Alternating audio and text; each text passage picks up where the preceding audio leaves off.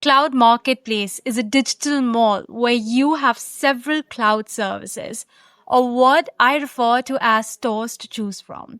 Would you agree? Yes and no. When we look at the cloud marketplaces like Google Cloud Marketplace, Amazon, or maybe some others, there is a big difference between the marketplaces like G2A. When you think about G2A.com, you think about eBay with digital content. For employees, how do they keep their transactions, payment transactions secure? How do they avoid clicking on those very believing phishing emails? Clicking phishing email would be the very cybersecurity thing and educational process. So what we use, what we do, we have every month trainings, obligatory trainings for the employees, and they just have to do it. Of course, on the top of that, we have systems that are selecting the emails that we can see, and the others, so what to do, what to have, to avoid bad transactions. What new payment security ideas or technologies do you think will be very important for G2A in the future? And this question is very difficult because I would love to know what payment system, what payment method will be there in 5 years. We have two sides of the coin. One side is that payment industry in general is conservative because it's regulated. The second side of the coin is that we have new developments. So we have AI, of course, but we have also blockchain.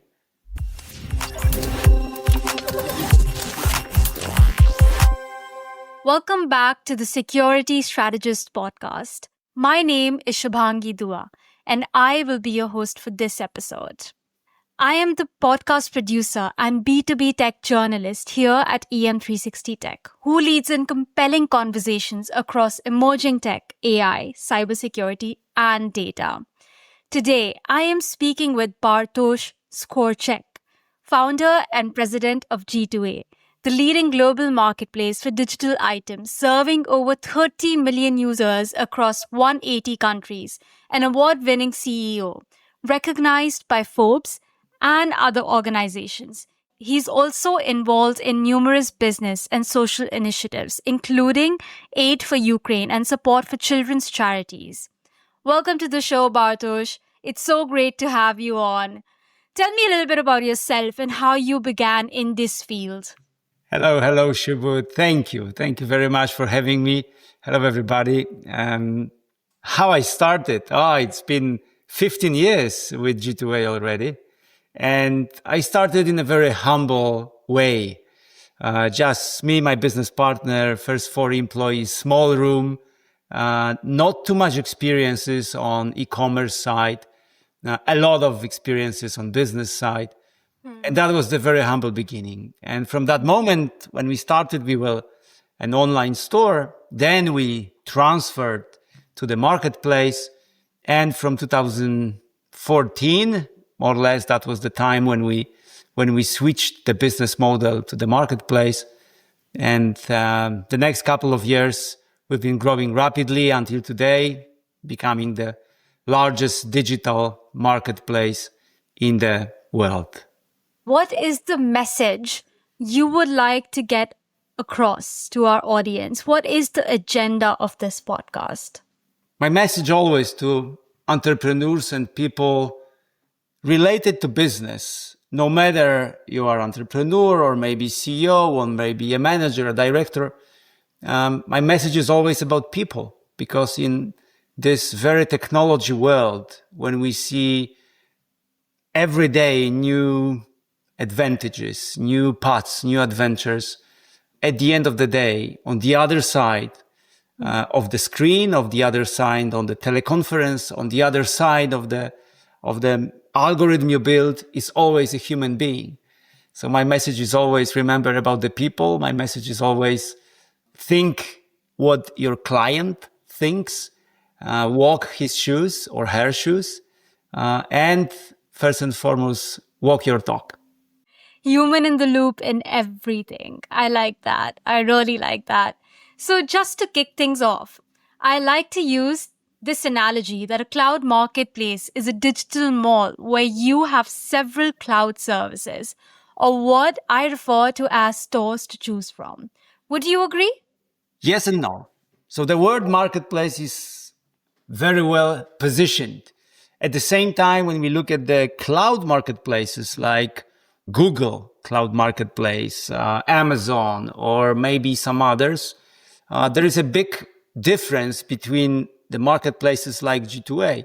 When you think about G2A.com, you think about eBay with digital content. So we've been widely across the world in almost every country. Some countries are excluded because AML and KYC. We just don't want to provide the services to these countries. But all the others, yes. And we've been doing that for the 15 years, having sellers on the one side of the platform and buyers on the other side. So you have thousands business sellers.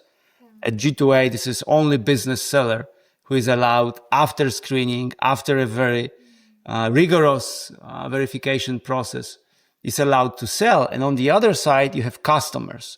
So B2C business model, B2C marketplace with 35 million clients and over 130 to 135 million sold items through the marketplace of G2A. Okay, very, very interesting, especially about KYC. And I do have a lot of questions about how you have the guardrails on, what do you use? Well, before we come to all of that, so is it through a very strong, a robust security system that organizations pay for these various cloud services you offer? How does that work? Security framework is top 3 things on our agenda. In general, security is constant. You are improving this, and this is constant improvement. Because at the end of the day, it is a kind of the battle that you have with the bad actors, and you are trying to service your clients the best way you can. So when we look at the marketplaces generally, especially at G2A, we put a lot of efforts over last years and a lot of money, millions of dollars, to use all the systems, all the technologies. I can dive deeper if you like, to service our clients in the most secure way. And we did our homework over the last 5, 6, 7 years. We spent tremendous numbers of hours, human resources, and our partners across the world, including the largest ones like Akamai, with the net providers like Qualys, like many others, to be sure that security systems are top of the game.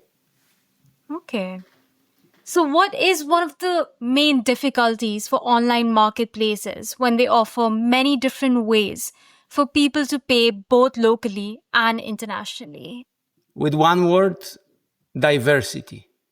Diversity is a huge challenge because if you have the clients from the one country, you have most often one pattern of behaviors of these clients with the culture you have.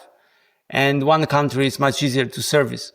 Whenever you have a global marketplace, now imagine almost 200 countries, so many cultures, so many different items, so many different people and behaviors. And that is the biggest challenge. So what we do when talking not only about the security, but payments as well, is we do a local approach with the global business.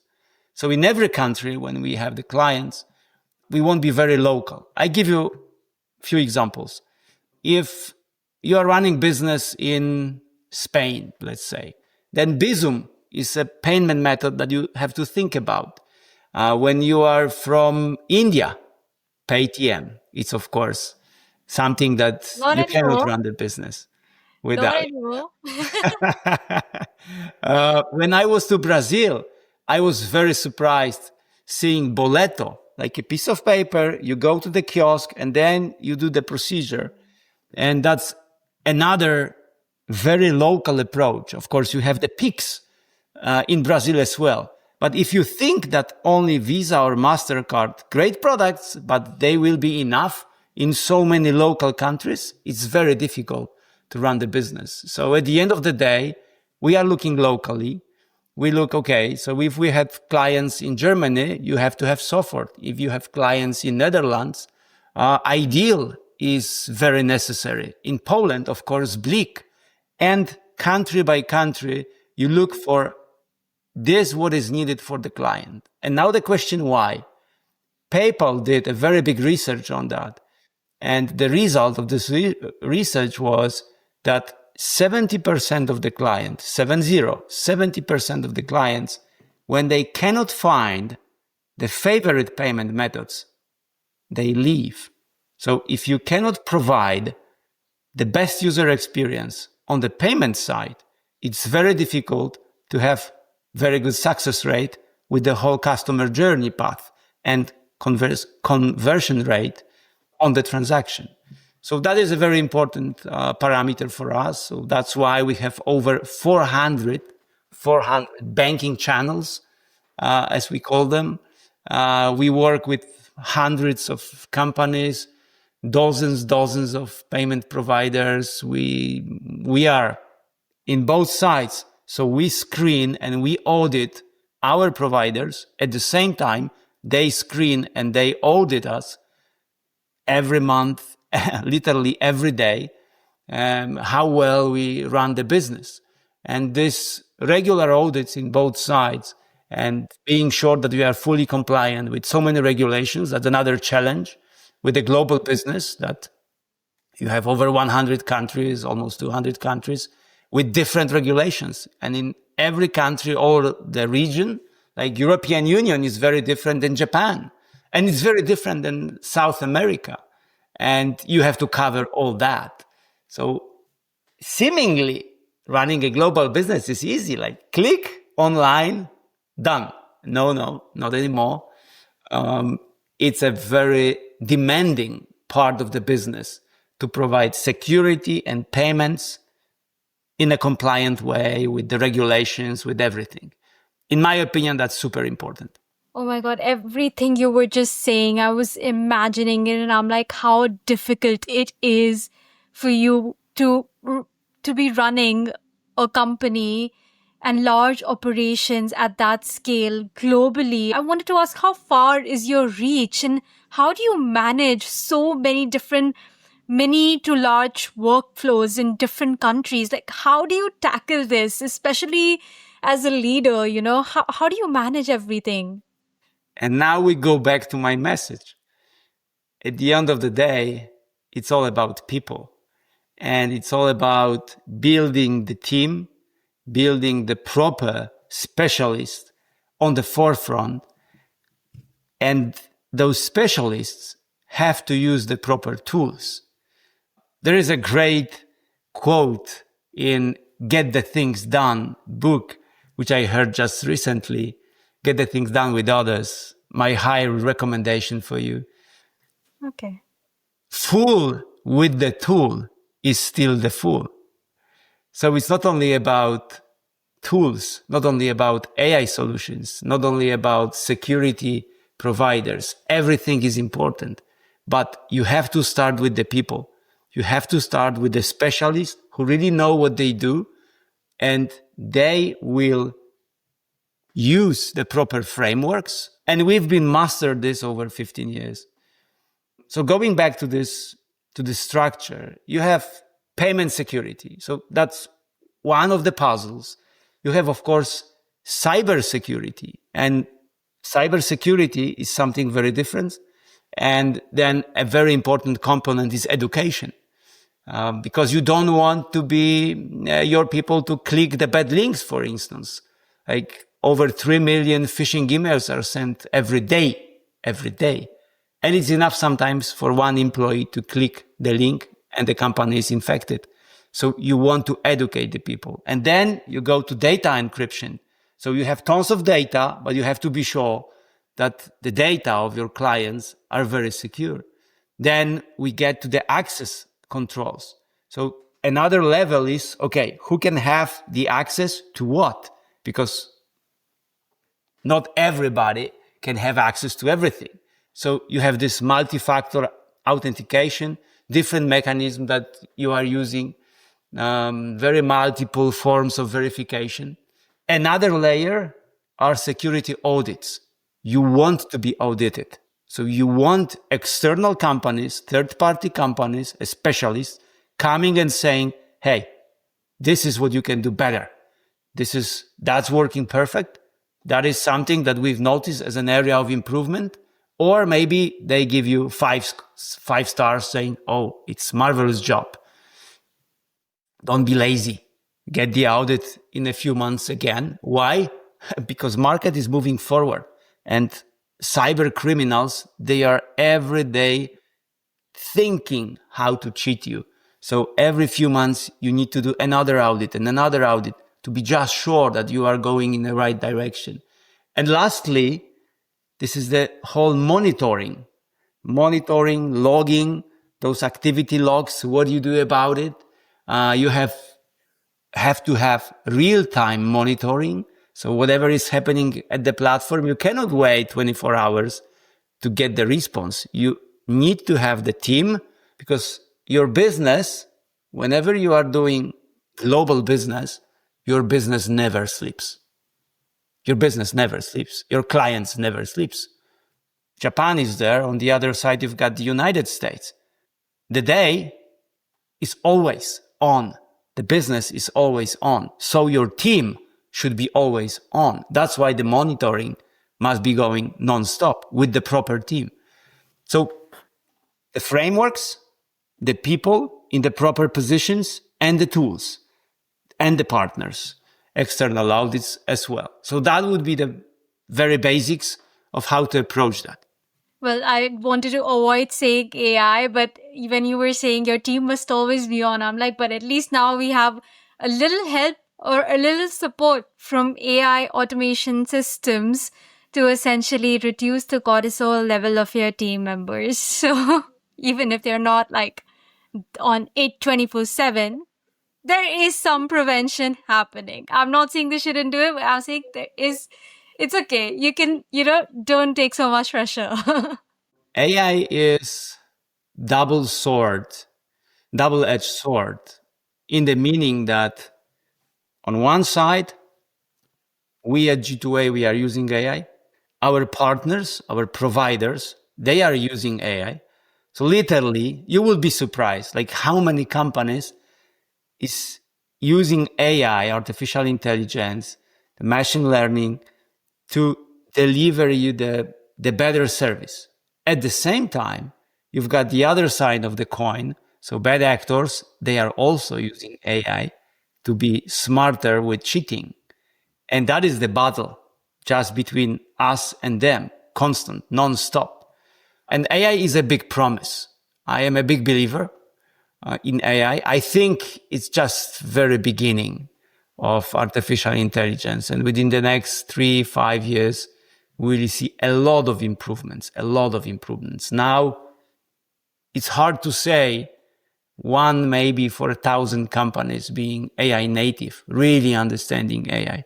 All the rest, not really. Deloitte did a screening of the market and a very nice report on it. And only 14% of the companies are semi-native. So doing something around AI, being involved in the technology on a little bit higher level, but not really being on the top of the game. All the rest, they are still slow. So we hear AI everywhere, but at the same time, it's not so easy to implement it in the company. Example of what we do in G2A. We started last year because our aim is to be G2A AI native. And you never know what is going to happen in a year or two with artificial intelligence, but you want your people two things. One, to really understand what AI is, to really know the basics, the prompting, the chat, creating agents, simple things. At the same time, you want every department in your company not to use ChatGPT, because that is maybe not the best tool for them. Maybe so, but most probably the marketing tools are very different with artificial intelligence than security tools. So you want every department to be focused on their AI tools. And this is our approach. So we do not only education on the basics level, but also we go deeper, and every department is looking for the tools that they can use, testing them and implementing them. And then again, we have every quarter the meeting with checking what is working better, what is not. On this, of course, those iterations with the agile system that we have are being doing weekly. But this is the constant work. And at the end of the year, you want to be closer to being in the avant-garde of artificial intelligence. And next year, you have the new game. Everything starts from the same moment because you have new development and you want to be on that. You're doing what we all try to do, smart working, not hard working. So you've got it. Both. Both. It's yes. always both. If you do only smart working, I think it's not enough. And if you do only hard working, I think it's not enough. I think it's that play, right? Like you have to work smarter, but you have to work harder when you know it's required. You can't slack off when, you've done that thing and then that's it. You can't do the bare minimum. You have to keep up with the progress. That's where hard working sort of comes in. This leads me to my next question for especially individuals out there, especially employees. How do they keep their transactions, payment transactions secure? How do they avoid clicking on those very believing phishing emails? Or what do you think, how do you advise your company or anyone outside to keep their transactions secure? Keeping the transactions secure, I would separate that with clicking not the proper email, because clicking phishing email would be the very cybersecurity thing and educational process. It's repeating the information is the mother of knowledge. So what we use, what we do, we have every month trainings, obligatory trainings for the employees, and they just have to do it. They have to go through it. They have to pass the exam at the end of the test, and they have to be positive with the new knowledge. Of course, on the top of that, we have systems that are selecting the emails that we can see. So on the company level, we are just filtering the emails that we immediately see that, oh, okay, this is spam. Oh, okay, this is phishing. And there are many layers that you are using to avoid clicking the bad email. So that would be the one thing. And the other, so what to do, what to have to avoid the bad transactions. So let's think about it for a moment. It's the different types of fraud which you can see in the transactions. One is, of course, let's start with friendly fraud. What is friendly fraud? Friendly fraud is we can sometimes call it chargeback fraud. So, or friendly chargeback fraud. So when the customer disputes a legitimate charge that they made on their credit card or debit card, or another payment method. And unlike traditional fraud, in which this perpetrator is typically unknown, third party, in this friendly fraud, you know the customer.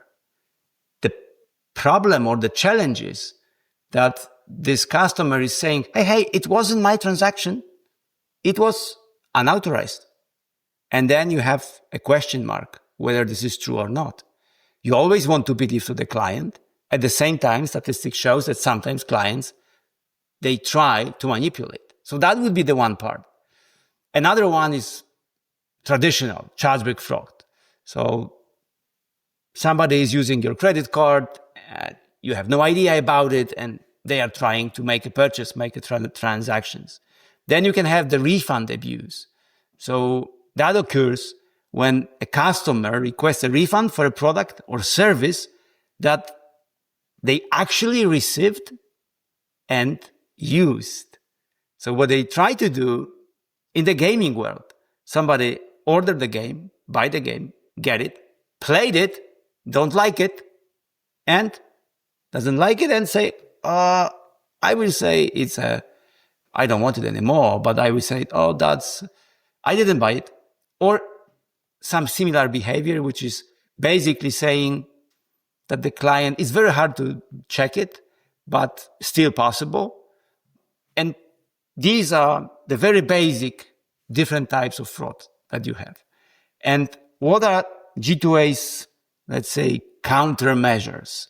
So what we do with the security, which is the top priority, and how to avoid that. So to stay one step ahead of attackers. As an organization, you must adopt this proactive and very comprehensive approach to, of course, cybersecurity. Being in sync is so important. So you have to really make sure that the protocols are followed, and you have created those so it passes every check, and then finally you can send it out there. So yeah. Very much. I asked once, I had a very nice conversation with the CTO of Facebook. At that time, it was Facebook. I was a member of Facebook advisory board for 2 years, and I have wonderful meetings with the Facebook people. And I asked the CTO of Facebook, hey, what is important? And he said, communication, IT. So we are not talking about systems. We are not talking about assets. We are not talking about the money. We are not talking about give me more. We talk about communication between people. And now we go back to my core message from the beginning. Human being is there on every instance. So this communication factor, values factor, whether your people, whether they have the same values, the same code, the same trust, the same respect to each other. If yes, the work is going smoothly. The job is done. If no, it's a hassle. So always start with the people, with the values, with the foundation, with who they are, what they are looking for, whether they are, from the same story, whether they have the same level of trust, respect, feedback, openness, things that are really important when you want to build long-lasting business. That's important. Long-lasting business. Just to wrap up on our conversation now, I have 2 questions left for you. So I'd like to know, what new payment security ideas or technologies do you think will be very important for G2A in the future? And this question is very difficult because I would love to know what payment system, what payment method will be there in 5 years. We have 2 sides of the coin. One side is that payment industry in general is conservative because it's regulated. So we have a lot of regulatory frameworks. I read myself Visa and MasterCard agreements. Do you know how many pages is one agreement? 396 pages. When I was reading that, it was 396 pages. God. Oh my God. A lot. So the industry of payments, of finance in general, is very conservative. And you could say, it's moving slowly because every change must be regulated. Every change must be supervised. And that is good. Actually, this part is great. Why? Because we are dealing with money, with people's money. And you want to be sure that this money is safe and secure. So this is the one side of the coin, which is saying, hey, we are not so fast going. We are regulated businesses. The payment methods, all the providers, PSPs, acquirers, banks, etc., are licensed. And this is good. The second side of the coin is that we have new developments. So we have AI, of course, But we have also blockchain. And you can say, hey, blockchain, we don't hear about it so often. Yeah, but blockchain is working in the background. So almost 10 years ago, the companies that I already mentioned, they were using blockchain to do the settlements between two continents, North America and Europe. And that was doing by blockchain. So we have new technologies which are there, and everybody want to win the race. So everybody is looking for the better solutions. What to do? Be up to date. I know it sounds trivial, but AI, yes, of course. You cannot miss it. I mean, you have to be there, you have to understand it, you have to implement this technology in the company, but not in the meaning, hey, let's do AI. That doesn't work. But really the organic work that I a little bit explained earlier. But also look what your providers have new to offer. We get emails and proposals every week. Hey, we are a payment method.